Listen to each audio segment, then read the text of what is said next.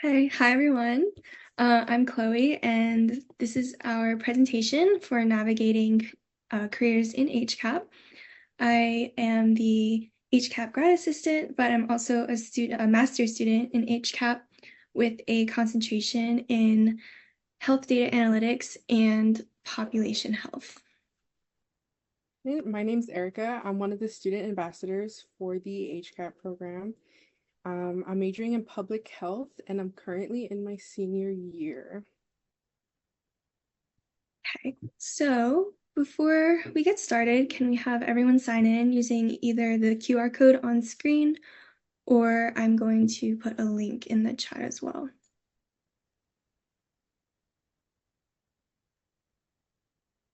Okay, so hopefully everyone had a chance to sign in and use the link. If anyone decides to come in, then we'll post it back up towards the end of the presentation. We're going to move on with our agenda for today. So we're going to start off with the Mentimeter. We're going to post a link in the chat just to get an idea of what everyone's majors are today, those who decided to join us. Then we're going to do a short activity with Stepping Blocks, which is a new resource that UTSA came out with. We're going to talk about our undergraduate and our graduate programs in HCAP. We're going to talk about internships, networking tips, as well as cold calling, and skills that are useful for you to take after you graduate UTSA. And then we will end with another activity towards the end of the workshop.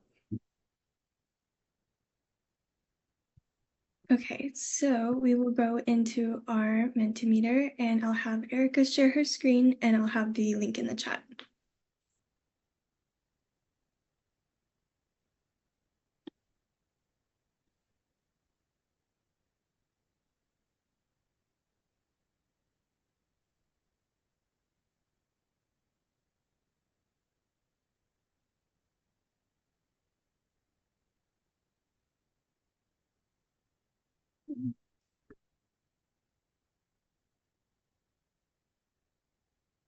Okay, so I think Chloe was able to do the link in the chat, but there's also this QR code on your screen. If you want to go ahead and scan that and then answer what is your major and what year are you?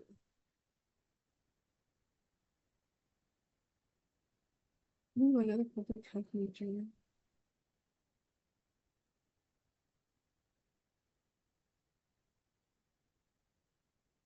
And there also is another question after this one, so try not to close the screen on if you on your laptop or your phone. There is another question.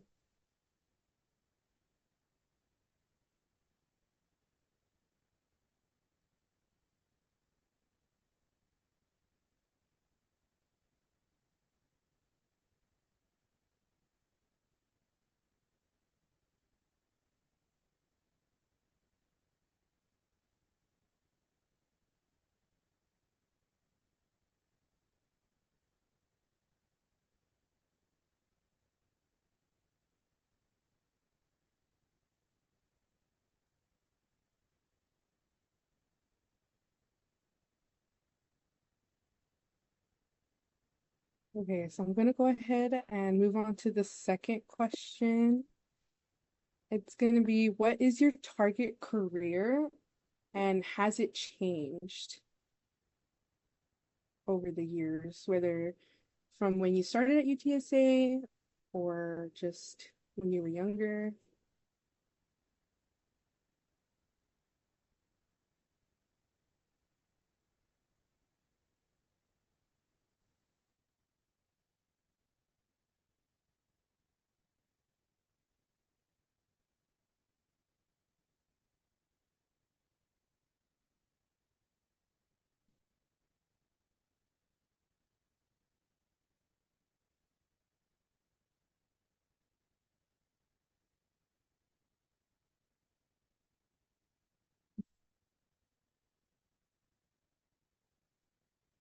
Tornado chaser?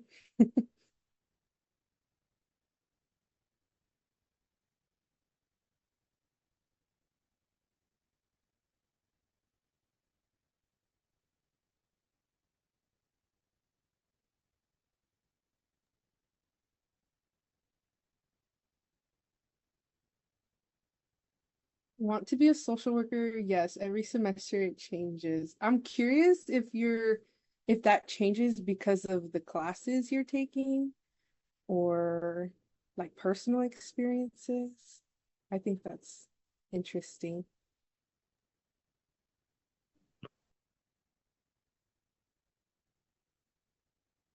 Okay, so I think we've gotten all of our responses in. Thank you guys for sharing.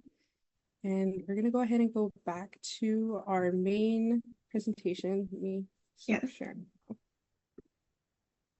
Okay. Okay. So now we're going to go into stepping blocks. So stepping blocks is a tool that's utilized by UTSA to give you a potential career based on your major. And it can also be used to view different career paths that have been taken by those who have the career that you would like to pursue to give you a better idea of how to achieve that. So I'm going to have another link in the chat to stepping blocks. So if you're able to do so, please click on the link and complete the activity with us.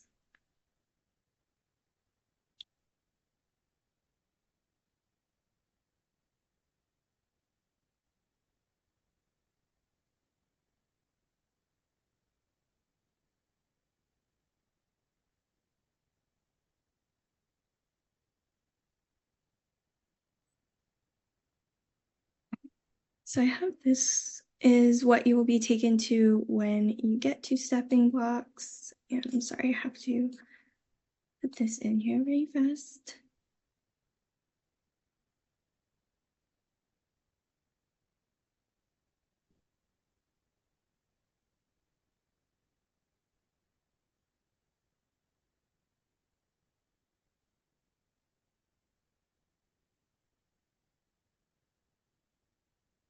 Okay, so when you log on, it's just going to ask you for your ABC123 and your password so you can quickly log in, and it'll take you to this career dashboard.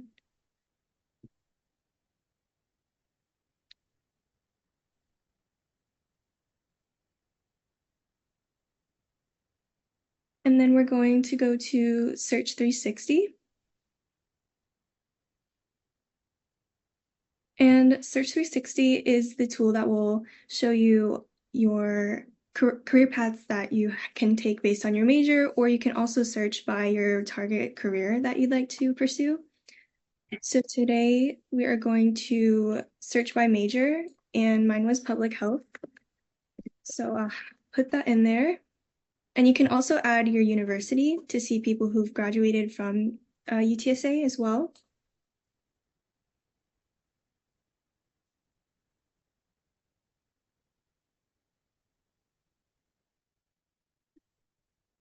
I'm sorry, I'm not sure why it's not going.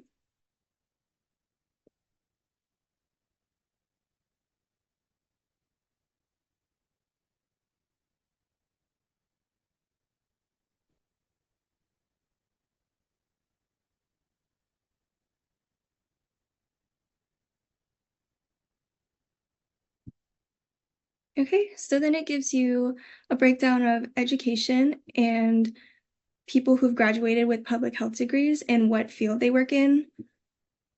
It also gives you statistics on how many people have advanced degrees to pursue what they like to do in the future.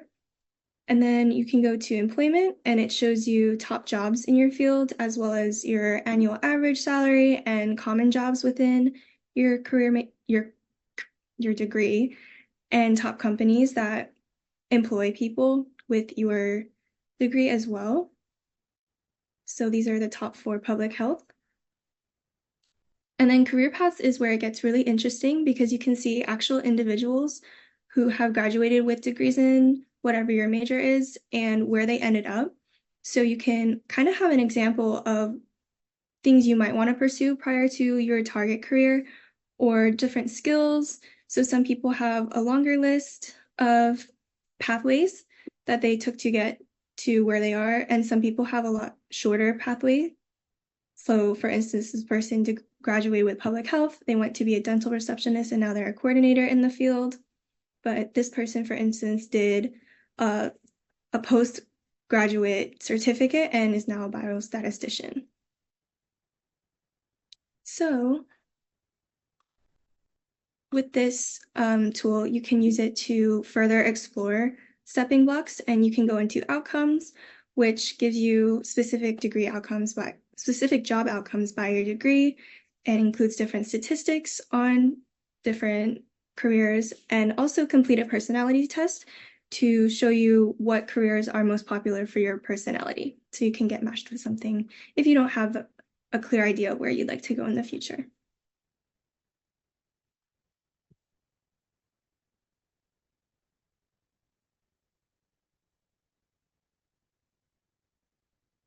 I'm sorry, Erika, you're muted.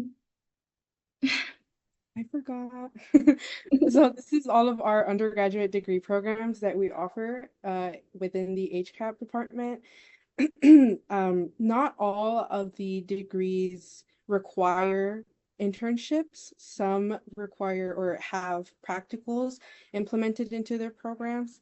And other degrees, I know social work, nutrition and health, nutrition and dietetics, they have practicals, but some don't require practicals or internships. However, you do have the option to take an internship under your free electives um, area in your degree plans. So that is an option for those of you who don't have that implemented or have an internship implemented into your degree program.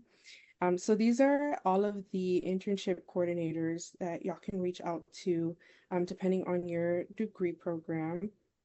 Internships can vary between 150 hours to 300 hours. Some of them are broken up. I know kinesiology, they break theirs up into 2 semesters, so you don't do all of your contact hours in one semester. But I know we have some public health majors in here.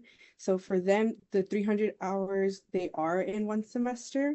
But they do cap you on the amount of courses that you can take at the same time while you're doing your internship. Um, so yeah, that's just those are all of the undergraduate degree programs here with the internship coordinators. Okay, so alongside undergraduate degrees, we also have a lot of graduate degree programs within HCAP. So there are several master's programs and PhD programs. Some jobs, such as epidemiology, a lot of those jobs would like to have some sort of master's level qualification, if not PhD. I know for a lot of the people who work at the CDC, they also have their doctorates. Currently, HCAP doesn't have an HCAP PhD program, but it's something that we can look forward to in the future. Um, okay, so a little bit back to internships.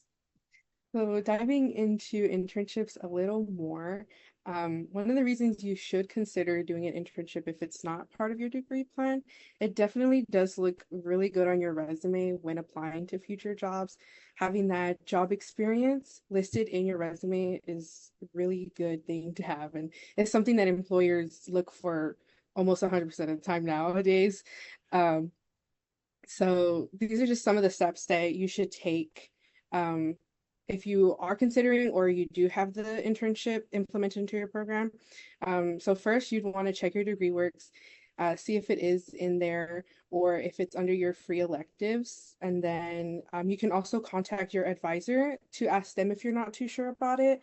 Um, Set up an appointment with them. You'll also want to set up an appointment to talk about when you'll be able to do your internship. Some degrees, they require you take it in your senior year. I know my catalog, it was required in the senior year, but more current catalogs, they don't require you to take it in your senior year. So definitely contact your advisor, talk to them about when you're eligible to do your internship. Get in contact with the coordinator if you can to just get a little more background information if you need it. All of the internship requirements and information should be online under the department of your degree. And then once you do talk to your advisor and you have a set time frame of when you are going to take your internship, um, 3 to 4 months prior to when you are set to do your internship is when you're going to want to start looking for different sites. So definitely give yourself time to research different internship sites, look at their organization, what they do, if that's something that aligns with your career, because you definitely want to do an internship that's going to align with your career goals and what you're currently studying. So 3 to 4 months is the time that you want to give yourself to look into different sites. And then also along this process, you still want to be in contact with your advisor and your coordinator. And then once you do reach out to the site and you pick your top 5 list of the sites that you want to do and you start sending your resumes, you definitely want to prepare for an interview as well. More than likely, the internship sites are going to want to speak to you and get to know you prior to your internship. So definitely prepare for an interview, have that in mind. And then once you are secured an internship site, one of the tips that we suggest is working on your networking skills. Because once you're in your internship site, you want to build connections. You want to make relationships with the leads or the organization leads, or the companies, because maybe it's a company that you can grow with after UTSA. They might offer you a job at the end of your internship. So that's something that we go into more detail on the next slide with networking and building connections. Yes, so networking is a crucial part of finding a job or just having a job. It happens in everyday life.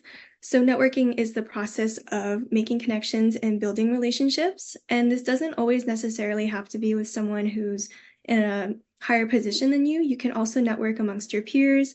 You never know what connections can come out of that. So someone said every interaction you have is a chance to network. And this is extremely true. You never know who you might end up chatting with and where that can go. My favorite way that I started my network was to talk to my professors by participating in class, attending office hours, producing good work, of course, and keeping up with the professor even after you finish the course. So whether that's sending an email or something that you noticed, or you're in a future class and something that they taught you had resonated with you and or helped you in the future, and you can just send them a quick message, and keeping up with that relationship is what's going to be really beneficial for you. So alongside networking, there are several methods that could be useful. So the first is cold calling, which means it doesn't have to be a phone call, but it's reaching out to someone that you previously haven't had any contact with. So while you're looking on LinkedIn, you can find someone that you're inspired by or potentially has the career that you would like to have as well. So you can always send a message if you'd like to connect with them, which will lead us into coffee chats, which are just informal conversations. It just doesn't mean that you're going to get a job offer or an internship offer, but it's just a very informal conversation to kind of get to know someone and see what their journey was and if they could benefit you, if you can benefit them. And then an elevator pitch is just a brief commercial about yourself, and you may include your academic achievements, your work ethic, any expertise that you may possess, and your career goals. So this kind of just gives a person an idea of who you are and why they would want to be building a connection or relationship with you. Okay, so before we conclude, we're just going to have a quick closing activity. We're going to navigate to LinkedIn. So I'll have that link as well in the chat.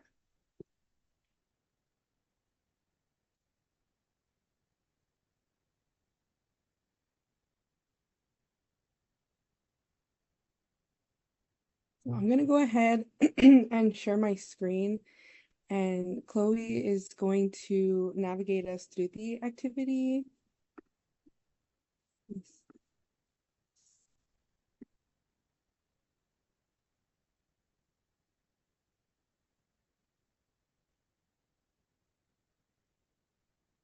Okay. So once you do click on the LinkedIn link, you'll want to sign in. Hopefully y'all have an account. But if you don't, highly suggest making one because this is definitely a great tool to have to connect with students, alumni, and other people in your community. Yes, this is definitely like a central hub for networking and just seeing other people's achievements and putting your own achievements. So we're going to, once we're on the LinkedIn page, we're going to navigate to the search and search in UTSA and your whatever degree that you're currently in. So Erica's in public health.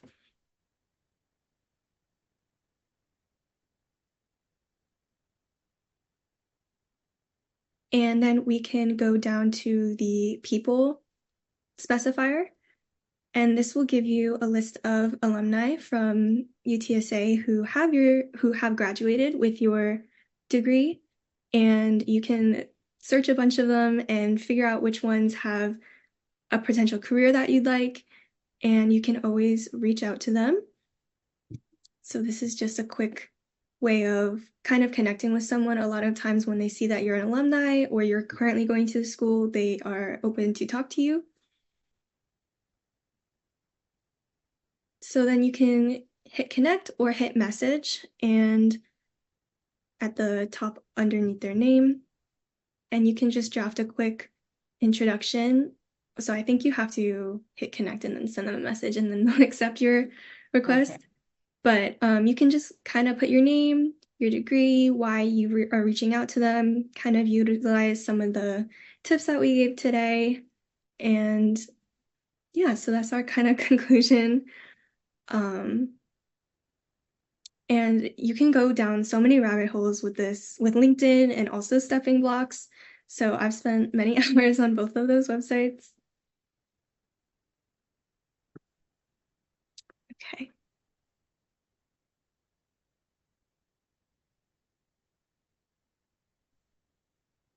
And that's going to be the end of our presentation. We hope that y'all engaged in the activities that we had for y'all. Definitely uh, research more of those links and resources on your own time. I know Stepping Blocks is a really great tool. Um, Especially I know someone commented that their major changes every semester or their career goal changes every semester, which is definitely not a bad thing. I think it's a good thing that you're exploring different routes. So I think Stepping Blocks could also be a really good tool to help you kind of secure a more long-term career if you're still kind of like considering different ones. All All right. right, so we are now at the end. We would just like to ask your feedback on our workshop. I'll have the link here in the chat as well and the QR code on the screen. So yeah, thank you for joining us today. We hope you guys learned something or just enjoyed us talking.